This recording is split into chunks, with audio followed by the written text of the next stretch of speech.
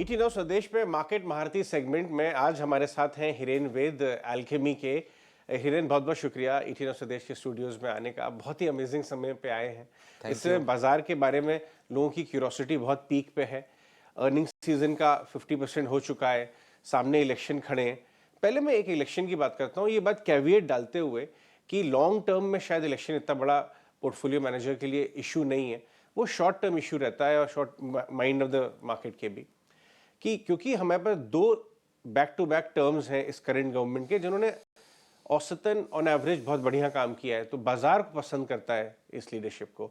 तो ये व्यू है कि साहब ये लीडरशिप कंटिन्यू करेगी या नहीं करेगी, तो क्या किस फॉर्म में करेगी, और अगर कर जाती है, जो कि बाजार का मानना है अभी तक, तो क्या रिफॉर्म का प्रोसेस जिसके बल पे कैपिटल गुड्स, इलेक्ट्रिसिटी, बहुत सारे अच्छे सेक्टर्स चल रहे हैं, क्या वो मोमेंटम जारी रहेगा? तो क्या बाजार का ये बातें उसके माइंड पे जो है, या सही है आपके हिसाब से? देखिए, ये एक बहुत स्वाभाविक है कि लोगों को इलेक्शन के आसपास थोड़ा सा डर लगता है, एक अनसर्टेनिटी का माहौल होता है। और फिर क्या है कि कोई एक डेटा पॉइंट को लेके लोग डरा देते हैं। जैसे इस इलेक्शन में सबसे बड़ा डेटा पॉइंट है कि वोटर टर्नआउट कम है। हाँ। तो अब उसका इंटरप्रिटेशन कैसे करें?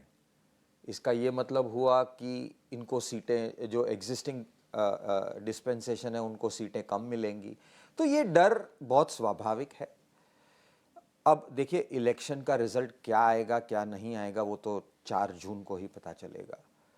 और ये भी आपका कहना सही है कि in the short term definitely sentiment खराब हो सकता है, अगर बाजार जो समझती है कि कंटिन्यूटी होगी वो किसी भी वजह से अगर ना हुई, हालांकि उसकी प्रोबेबिलिटी कितनी भी कम हो, लेकिन वो दिमाग में तो एक बार आता है सबके, तो एक झटका आ सकता है। परंतु अगर आप हिस्टोरिकली देखें तो ये फ्यू वीक्स, फ्यू मंथ्स की कहानी होती है, फिर उसके बाद सब कुछ ठीक ठाक हो जाता है। और देखिए, ये बहुत मुश्किल है कि एक बार एक पॉलिसी मोमेंटम जब आ जाता है इकोनॉमी में, उसको रिवर्स करना इतना इजी नहीं है। इलेक्शन में खड़े होकर भाषण देना इजी है, जब आप सीट पे बैठ के जब कंट्री चलाते हो तो किसी भी चीज को रिवर्स करना इतना आसान नहीं है, क्योंकि इसके इतने लिंकेजेस होते हैं कि वो रिवर्स करना बहुत ही मुश्किल होता है। मैं अभी बता रहा था कि अगर आप 2002 से लेके 2007-8 की रैली देखें, तो वो रैली थी capex driven, infrastructure driven, power, metals, real estate.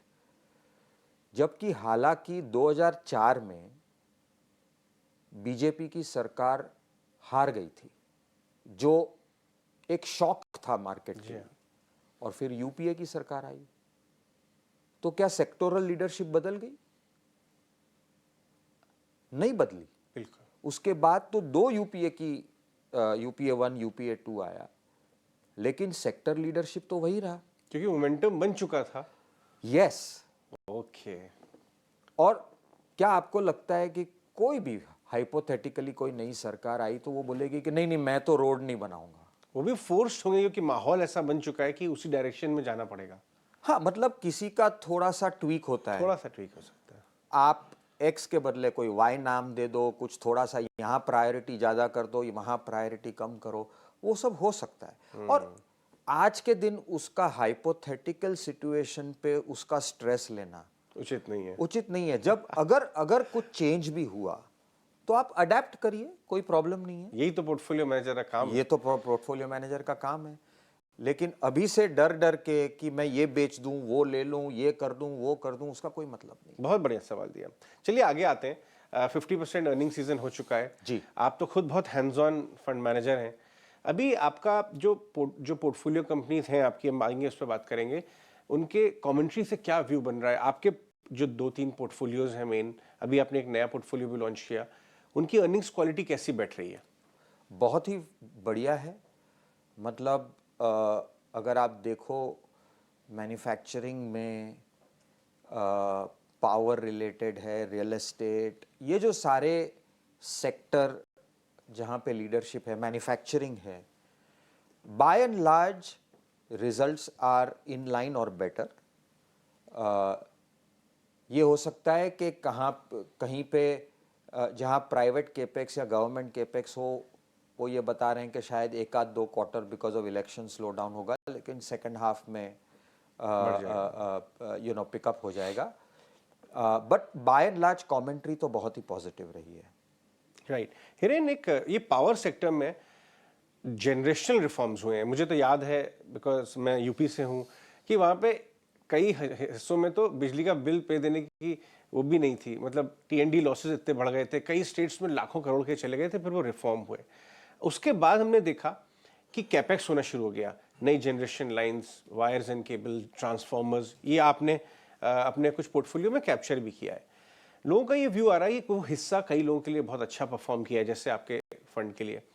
But यहाँ से रनवे जो है पावर चेन में, आप सबसे ज़्यादा अपॉर्चुनिटी कहाँ देखते हैं?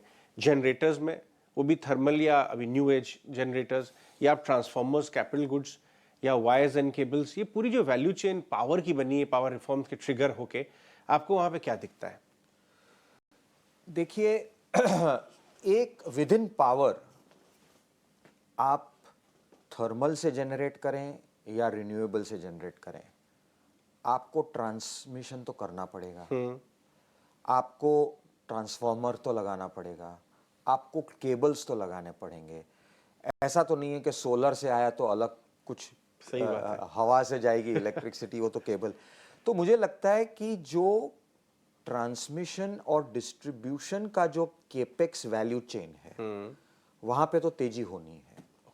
हालांकि मुझे ये लग रहा है कि यहाँ से लेके अगले 4-5 साल थर्मल कैपेसिटी भी डालनी पड़ेगी। हालांकि ये जो बोलते हैं कि रिन्यूएबल्स पे ज़्यादा अपना फोकस है, बट रिन्यूएबल का एक चैलेंज ये है कि वो पीक पावर की कैपेसिटी या जो डिमांड है वो फुलफिल नहीं कर सकता अनलेस कि आप इनफ बैटरी स्टोरेज डाल सको। अगर आप, क्योंकि धूप आता है दिन, तो आप पावर जनरेट करते हो, अगर आप उसको स्टोर कर सकते हो तो फिर आप शाम को और रात को वो यूज कर सकते हो। तो मुझे लगता है कि अगले कई साल रिन्यूएबल और थर्मल दोनों ही चलेंगे। ओके, इनफैक्ट आपके पास कुछ ऐसी कंपनी रही पोर्टफोलियो जिसमें लेगेसी पावर के भी एसेट्स हैं और रिन्यूएबल में भी काम कर रही हैं, ऐसे कुछ ब्लेंडेड कंपनीज भी हैं? क्योंकि आज हर एक कंपनी जो थर्मल थी वो ही रिन्यूएबल में इन्वेस्ट कर रही है। एनटीपीसी के पास थर्मल था, वो भी रिन्यूएबल डाल रहा है। टाटा पावर के पास थर्मल और हाइड्रो था, वो भी रिन्यूएबल कर रहा है। जेएसडब्ल्यू के पास थर्मल है, वो भी रिन्यूएबल कर रहा है। तो आज वो एक चॉइस नहीं है, लेकिन मेरा ये मानना है कि अगर इंडिया को मैन्युफैक्चरिंग बेस बनना है तो आपको 24/7 स्टेबल पावर चाहिए, और वो स्टेबल पावर के लिए आप बिना थर्मल इन द मिक्स नहीं चला सकते सिर्फ रिन्यूएबल पे। तो बेसिकली पॉइंट ये है कि एक तो जनरेटर्स और थोड़े ट्रांसफॉर्मर्स और ग्रिड जो वाले डिस्ट्रीब्यूशन प्लेस है, उनके प्लेस, जो हाई टेंशन जो पावर ग्रिड कैपेक्स करती है, उसके जो बेनिफिशियरी हैं, उनमें थोड़ा सा आपको पोर्टफोलियो रखना चाहिए, उनमें ध्यान रखना चाहिए। एक और हिस्सा काफी अच्छा किया बाजार को, क्या पूरे इकोनॉमी को उससे बूस्ट मिला है, वो रियल एस्टेट बूम है जी। कोविड के बाद से 3 साल तो बहुत अच्छे रहे हैं। अब हम सवाल पूछ रहे हैं कई बड़ी कंपनियों से, तो वो विजिबिलिटी दे रही है यहाँ से भी अगले 2-3 साल की। जी, आपको कहाँ पे हैं हम रियल एस्टेट साइकिल में इस समय, और आपको इसके जो ट्रिगर्स हैं जो इसको बूस्ट कर रहे हैं इस सेक्टर को, वो थोड़े से लॉन्जिविटी के दिखते हैं? आपको लगता है कुछ और ड्यूरेबल है? मुझे तो ये लग रहा है कि ये अर्ली स्टेज है रियल एस्टेट का। लोगों का मानना है ये 6-7 साल की साइकिल होती है, फिर साइकिल रिवर्स हो जाती है। देखिए, डेफिनेटली अर्ली स्टेज जो साइकिल थी वो बहुत ही बढ़िया थी, क्योंकि कोविड में कोई सप्लाई नहीं आ पाया। तो इनिशियली जो डिमांड आई पोस्ट कोविड, वो सारा वो सप्लाई जो इन्वेंट्री था वो एब्जॉर्ब कर गई। और आज भी आप देखिए, कोई भी डेवलपर, आई थिंक डीएलएफ ने भी अभी एक आध दिन पहले येस्टरडे या डे बिफोर येस्टरडे कोई नया प्रोजेक्ट लॉन्च पूरा किया, बिक बोला गया। पूरा हफ्ते में बिक गया, राइट। देखिए, अगर अगर इंडिया को 4 ट्रिलियन से 10 ट्रिलियन की इकोनॉमी होनी है तो रियल एस्टेट तो एक बहुत बड़ा हिस्सा होगा ही। कितनी छोटी छोटी कंपनियां हैं लास्ट 4-5 साल में जिनका मार्केट कैप 500, 1000, 2000 करोड़ हुआ है, जो आज 5, 6, 7, 10,000 करोड़ हो गया। प्रमोटर की वेल्थ जो 500, 1000 करोड़ थी, assuming 40-50% they own of the company, आज वो 2.5, 3, 4,000 करोड़ के आसामी हो गए। तो अगर वो लोग सबसे पहले और रॉ मटेरियल खरीदेंगे, क्या और खरीदेंगे? घर खरीदेंगे सही बात बड़ा। है। तो जैसे वेल्थ बढ़ेगी इंडिया में और ये परकोलेट होगा, सी क्या हुआ 2010 से लेके 2020 में कि जो वेरी फ्यू कंपनीज, बहुत ही नैरो था, बहुत नैरो select। था कि जहां पर लार्ज कैप कंपनीज या जो बड़े कॉन्ग्लोमरेट्स थे या जो बड़ी कंज्यूमर कंपनीज थी, उन्हीं का मार्केट कैप बढ़ा। स्मॉल मिड कैप और जो जो ब्रेथ था इकोनॉमी का, वो तो अच्छा नहीं कर रहा था, तो उनकी मार्केट कैप बढ़ी नहीं। इस साइकिल में आपको ये दिखता है कि ब्रेथ ऑफ कंपनीज जो हैं बहुत अच्छा प्रदर्शन कर रही हैं। बहुत ही अच्छा प्रदर्शन कर ओके। रहे हैं। ये लोगों को समझ में नहीं आ रहा है कि टॉप 50 कंपनीज अगर निकाल दें, बाकी की 450 कंपनी, उनका मुनाफा मार्च 2020 में 60,000 करोड़ था। मार्च 24 में वो जो नेक्स्ट 450 कंपनीज हैं, उनका मुनाफा 7 लाख करोड़ हो गया है। तो मल्टीबैगर्स तो वहीं से आएंगे। 10 गुना हो गया है। तो वही इसीलिए मल्टीबैगर्स वहीं से बन रहे हैं, वहीं से बन रहा है, मतलब जस्टिफाइड है। हम Justified है। केस टू केस क्वेश्चन कर सकते हैं वैल्यूएशन को, वो बट एज ठीक अ है। पॉकेट में, but as a broad trend, हाँ, एज अ ब्रॉड ट्रेंड, आप क्वेश्चन नहीं कर सकते। फेयर पॉइंट, ये आपने अच्छा बोला।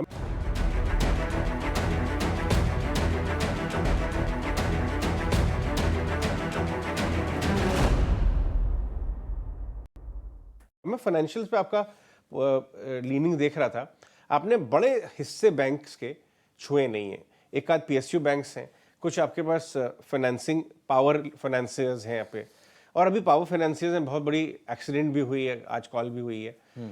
पावर फाइनेंसियर्स अब तो 3 कंपनियां आ चुकी हैं, और बड़े पीएसयू बैंक्स, ये आपको बाकी हिस्से से क्यों अट्रैक्टिव ज्यादा लगते हैं?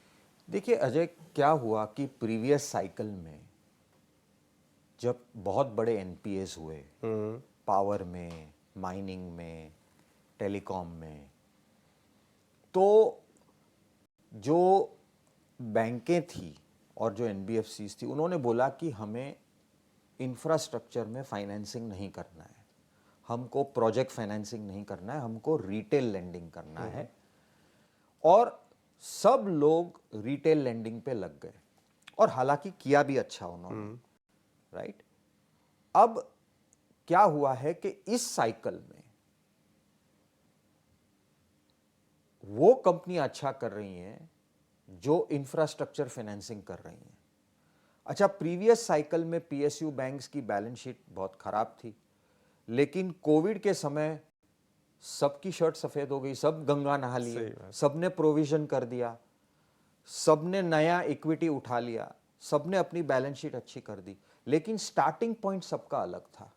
पीएसयू बैंक का स्टार्टिंग पॉइंट था 0.3 टाइम्स बुक, 0.4 टाइम्स बुक, और प्राइवेट बैंक थे 4 टाइम, 5 टाइम, 6 टाइम बुक। लेकिन अब कोविड के बाद सबकी बुक्स क्लीन थी, तो स्टार्टिंग पॉइंट में वैल्यूएशन में डिफरेंशियल इतना बड़ा था बिटवीन प्राइवेट एंड पब्लिक।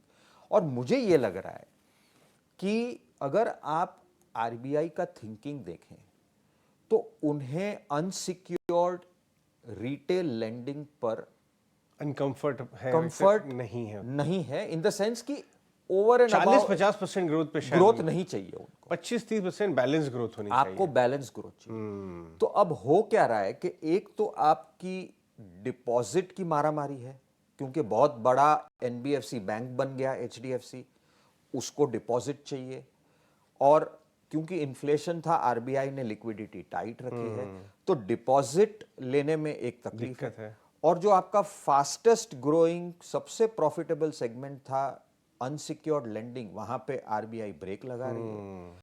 और ऑन टॉप ऑफ दैट सबके पोर्टफोलियो में ओनरशिप सबसे ज्यादा वहीं बैंकों थी, की राइट। किसी को प्रोजेक्ट लेंडर लेना नहीं था, किसी को इंफ्रास्ट्रक्चर फाइनेंसर लेना नहीं था। तो ये जो लीडरशिप चेंज है, ये जो साइकिल चेंज है, वो इसलिए है क्योंकि ये सब सेक्टर जहां पे बहुत ही तकलीफ थे, वहां पे बहुत कठोर रिफॉर्म हुए हैं। और अभी प्रोजेक्ट और अब गवर्नमेंट वो सेम मिस्टेक नहीं करना चाहती है। तो मुझे ये लगता है कि सबको लगता था कि रिटेल लेंडिंग सेफ है और इंफ्रास्ट्रक्चर लेंडिंग रिस्की है। अब पूरे Reverse हो टेबल टर्न हो गए। अब रिटेल लेंडिंग रिस्की हो गया क्योंकि लोगों ने 2-2, 3-3 लोन ले रखे हैं, क्योंकि एक्सेस टू लोन बहुत इजी थे फिनटेक की वजह से। ऑनलाइन ले लो, टकाक करके लोन ले लो आप, राइट। अब आरबीआई वहां पे थोड़ा सा रोक लगा रही है और यहाँ पे इंफ्रास्ट्रक्चर स्पेंडिंग हो रहा है, यहाँ पे रिफॉर्म हो चुके हैं, और project यहाँ पे financing गवर्नमेंट की बैकस्टॉप है। गलत तरीके से प्रोजेक्ट फाइनेंसिंग करना अलग आसान तरीके नहीं से है, प्रोजेक्ट हो ही नहीं सकता, अब नहीं हो सकता। तो उधर ज्यादा है। तो यहाँ पे ज्यादा बहुत बढ़िया, आपकी थिंकिंग काफी इंटरेस्टिंग है उधर।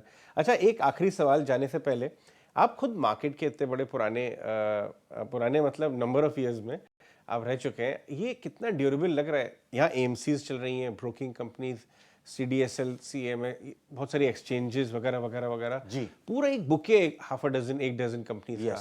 आप इसमें कहीं आपने एक पोजीशन ली हुई है, मतलब हाँ, कोई हमारा एक्सपोजर है, जो बोलते हैं कि नॉन लेंडिंग फाइनेंशियल, जी जी, राइट, जो एक सस्टेनेबल ग्रोथ पाथ पे है, राइट। कैपिटल मार्केट्स बढ़ रहे हैं, लोग एसआईपीस कर रहे हैं, लोगों की वेल्थ बढ़ रही है, वेल्थ मैनेजमेंट सॉल्यूशंस की ज़रूरत है, एएमसी के एसेट्स बढ़ रहे हैं, और ये जो बिजनेस है वो कैपिटल लाइट बिजनेस है। जो कोई कैपेक्स करना ये नहीं सब होता। प्लेटफॉर्म बिजनेस है। एक बार आपका स्केल आ जाता है, उसके बाद सारा मुनाफा आपका बॉटम लाइन पे आता है।